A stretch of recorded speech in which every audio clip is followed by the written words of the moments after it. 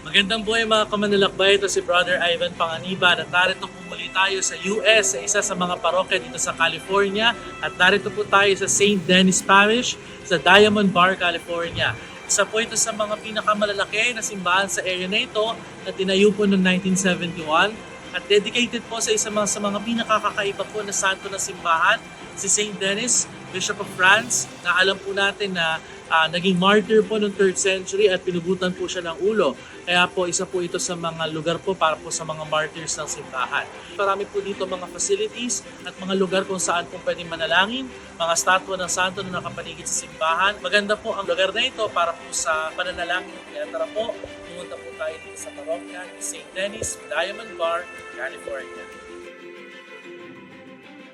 Manalangin tayo.